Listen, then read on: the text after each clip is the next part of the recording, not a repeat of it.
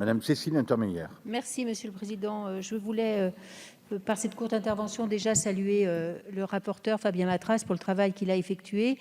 Dire que ce texte nous rassemble autour de ces soldats de la vie et de l'urgence que sont les sapeurs-pompiers, que nous devons protéger parce qu'ils viennent à notre secours et que le caillassage dont ils peuvent faire l'objet quelquefois est tout à fait inacceptable.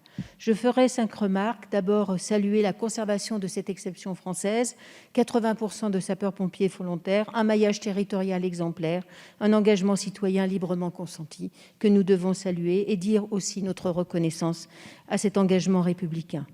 Ma troisième remarque, ça sera de dire que c'est un texte qui est très bien accueilli localement et avec le seul souci que les dispositions qu'il contient soient maintenues lors de la discussion en séance publique. Je pense aux soins et secours d'urgence, aux plateformes communes avec un numéro d'appel unique d'expérimentation, à la bonification des trimestres de retraite, évidemment. Enfin, quatrième remarque, c'est dans la répartition des tâches que ce texte propose un réel changement avec une redéfinition des soins et secours d'urgence, avec ce souci de garantir le geste vital. Aucun acteur ne sera oublié et je pense que les ambulanciers privés ne le seront pas davantage.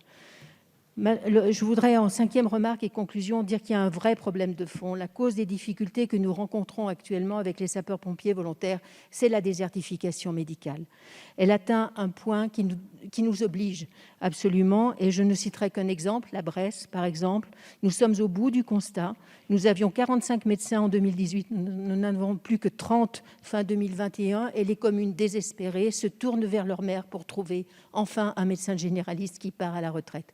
Donc nous devons bien sûr voter ce texte, mais aussi ne pas oublier que les propositions que nous avions faites, nous, groupe socialiste, sur la question médicale, soient prises en considération parce que c'est un des enjeux majeurs de notre société actuellement.